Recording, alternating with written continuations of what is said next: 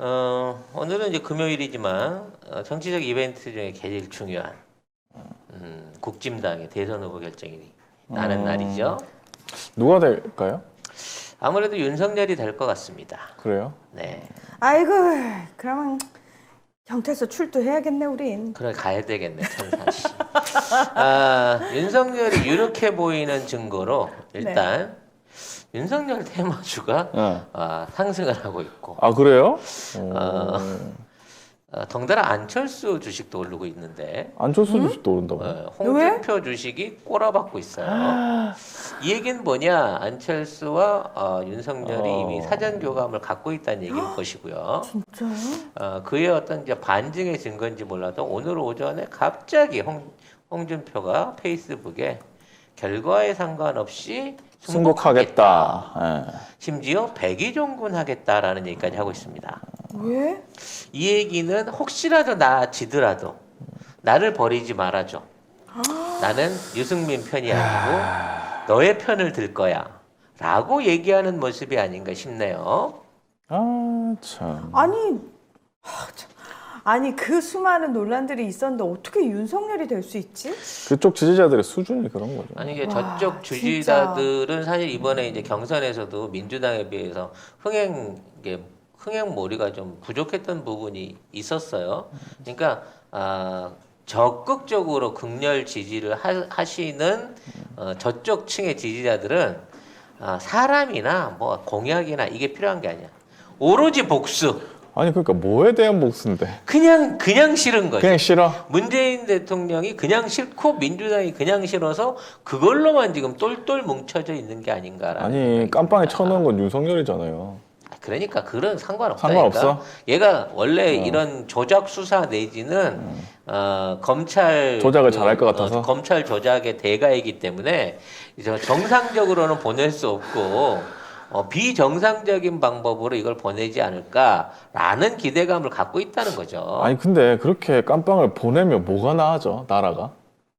마음이 편해지나 보지. 누구 마음이 편해? 진의 마음이. 아무튼 이런 그 말도 안 되게 와. 비틀어져 있는 이 국민 감정의 골을 메꾸는 게 중요할 것 같기도 하고요. 그럼 우리도 정말 깜빵 보내기로 해야 되겠네. 목표를. 그렇지 이제 어. 우리도 다 역으로 보내버려. 보내기로 어. 가야지. 윤석열은 뭐 너무 많으니까. 그래서 결과적으로는 사실상 최고의 감정 대결의 상황으로 지금 치닫고 있는 게 될 것 같고요.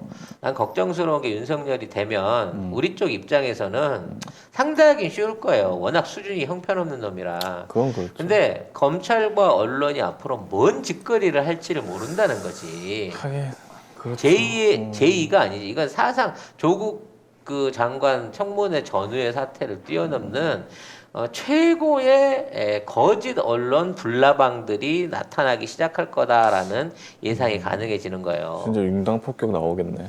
그러면서 이제 안철수가 자신 있게 얘기했던 이준석 너는 5일까지가 네 수명이야. 이제 끝이야라고 오늘까지다. 하는 얘기가 과연 현실로 일어날지 정말 친구 아빠 믿고 지금 당대표라고 큰소리 치고 있는 이준석이 이러한 저항 없이 그냥 지금 있는 입장을 수용해서 윤석열을 따라갈지도 지켜봐집니다. 이게 왜 중요하냐면 홍준표가 후보가 되면 이준석한테 뭉쳐져 있는 20, 30대의 지지자들이 따라 들어올 가능성이 커요. 하지만 윤석열이 이기게 된다고 치고 윤석열이 안철수를 불러들여서 이준석을 치려고 치면 이준석 입장에서 절대 그 꼴을 못 보기 때문에 지금 사실 그 국진당의 주요한 포지션을 차지하고 있는 지지층 중에 하나가 이준석을 따르고 있는 이게 국진당의 변화를 기대하고 있던 20대, 30대였는데 이 층이 윤석열한테 안 돌아갈 가능성이 커진다는 부분이죠. 네. 뭐 여러 가지 변수들을 생각할 수 있다고 생각이 됩니다. 그리고 뭐 오늘 2시에 이제 결과가 나오니까 뭐 아직 모르지만 근데 이미 그 결과치 네. 분석에 대한 건 내부적으로 이제 정리가 어느 정도 끝났을 거고요. 끝났죠. 지금 네. 아직 그냥 뚜껑만 덮어놓고 그러니까 있는 발표만 거고. 남아 있는 상황이고 이미 어떠한 루트를 통해서 그 정보가 흘러나와서 주식 시장이라든지 또는 각 후보자들한테 암암리에 전달이 됐을 걸로 보입니다. 그렇죠. 네, 오늘 오후 2시 이후에 국짐의 어떤 그 국짐 내부 안에서 충격파가 어떻게 주말 동안 나타날지 잘 지켜봐야 될 것 같습니다. SS가 이렇게 힘을 못 쓰나? 아니 물론 SS는 꾸준하게 그 영향력을 미치면서 힘을 쓰고 있지만 나름대로 하긴 지지율이 했어요. 지지율이 나오니까. 윤석열을 받쳐버린 거예요. 복수심이. 그리고 코로나도 있죠, 사실은. 자 이런 의미에서 윤 차장과 SS가 척을 질지 손을 잡을지에 대해서는 이제는 뭐 좀 더 상황을 지켜봐야 된다는 거죠. 근데 손을 잡을 수 없을 것 같은데. 그 손을 잡는 역량이 나타난다고 하면 극적으로 고발 이제 청부 고발 관련된 수사가 고발 사주. 고발 사주 수사가 극적으로 정지되거나 엉뚱한 방향으로 흘러갈 수 있겠죠. 이런 와중에도 이제 저 뉴스버스 같은 경우에는 이제 추가로 그 뭐 녹취 공개하고 금융 했어요. 녹취를 또 공개를 했거든요. 이거 이렇게 그 녹취를 떠놓고 이렇게 꽃감 빼먹듯이 지금까지 공개 안 하다가. 공개 안 하다가 계속해서 하고 있다는 거는 꾸준하게 뒤에서 누가 작업을 하고 설계하고 있는 팀이 있다는 건데 자 윤석열이 후보로 발표되고 난 이후에 김종인의 움직임 뉴스버스를 근데, 비롯한 언론 검찰의 움직임 이런 것들도 한번 지켜봐야 되겠네요. 근데 김종인은 언론 나와가지고 뭐 윤석열하고 이재명이 아마 싸울 거다라고 얘기를 이미 했습니다. 네. 며칠 전에 했고. 근데 보면은 20대 지지자들 중에는 홍준표는 좋은데 윤석열이 나오면 나는 선거 안 포기할 거다. 이런 사람들이 되게 많거든요. 이게 방금 내가 설명한 그 라인인 거예요. 그래서 솔직히 선거 전문가들과 민주당 입장에서도 홍준표보다는 윤석열이 훨씬 상대하기 쉽다라고 생각을 한다고 해요. 당내에 그렇죠. 있는 사람들은. 근데 이게 단순하게 그냥 인물 대 인물로 정상적인 선거를 가는 게 아니고 그렇죠. 언론이 정말 이제 이재명 후보가 환수제 관련한 법안까지도 이미 이제 상정을 하겠다고 얘기를 해놓고 있는 거라 전면전이거든. 아니 지금도 근데 한겨레 경향도 어떻게든 이재명 후보 엮어보려고 단독 내고 지금 난리가 났어요.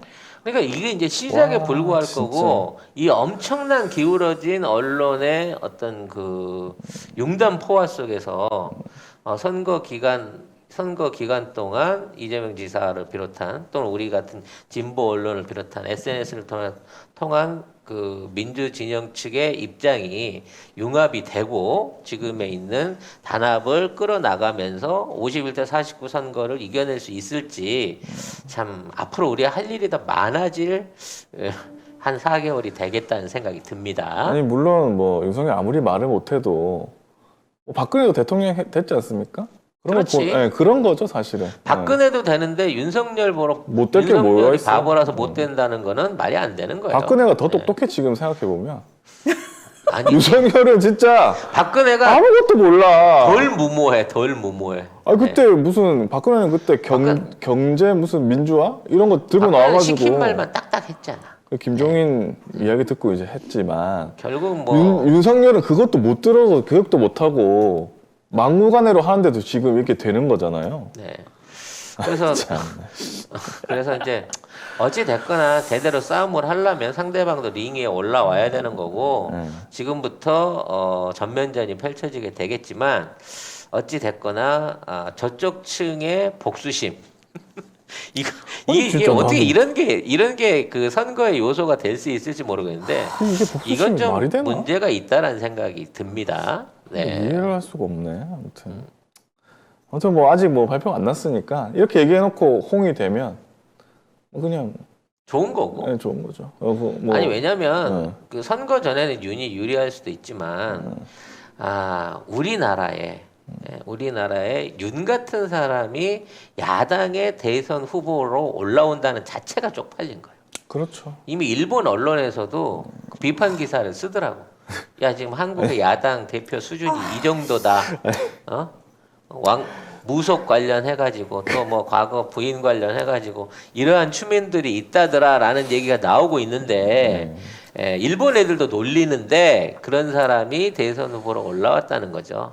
일본 애들도 일본 애들이지만 아마 지금 우리나라에 문재인 대통령 같은 사람이 대통령인데 전 세계에서 아마 그렇게 생각할 겁니다. 어떻게 저런 애가 대통령 후보가 됐지? 문재인 대통령이 5년을 한 대한민국에서 무슨 일을 한 거지 도대체? 경제와 코로나를 이겨내고 지금 세계 문화 중심 국가로 성장하고 있는 대한민국에 있는 국민들이 야당 후보로 저런 애를 뽑았다라고 하는 게 장모도 저렇게 돼 있고 너무 그다음에 창피합니다. 자기 부인도 저렇게 돼 있고 본인도 엄청나게 그게 많고 이상한 게 많고 저런 사람이 어떻게 하여튼 근데 참 현실이니까요.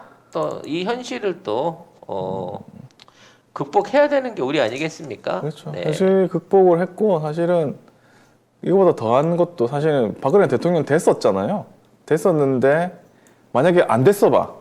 그럼 지금 나왔을 거라고. 그 전에 나왔거나 안 그랬으면 깜빡 안 갔어요. 아직까지 대선 후보로 못 나왔으면 대통령 안 됐으면 깜빡까지 못 갔어. 그 박근혜와 최순실을 파헤칠 수 있었던 건 그때 정말 조중동이 열심히 나서줬기 때문에 그게 가능했거든요. 그때 많이 싸웠죠. 네. 그렇지.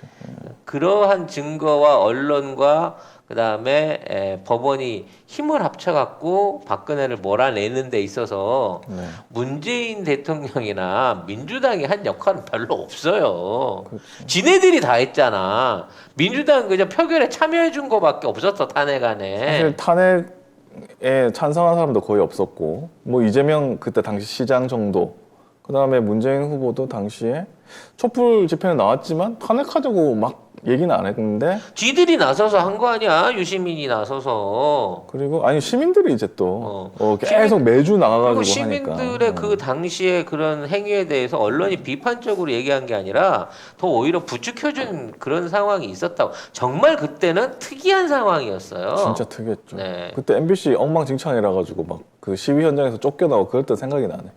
그래서 결과적으로 따져놓고 보면 그때에 대한 또 하나의 어떤 그 몰이 그때 못지않은 일종의 여론 몰이들이 나쁜 방향으로 일어나게 될 것이 뻔한데 자 이거를 현명하게 극복할 수 있는 시민들의 움직임 또 다시 이 추운 겨울에 날씨 추워지기 시작했는데 위드 코로나 하자마자 나가야 위드 되나? 코로나 끝나자마자 거리에 나가야 되나라는 생각이 듭니다. 네. 갑자기 자, 눈앞이 깜깜하네요. 자, 요건 대나무 숲이었고요. 빨리 본방으로 정리를 좀 해보도록 하겠습니다.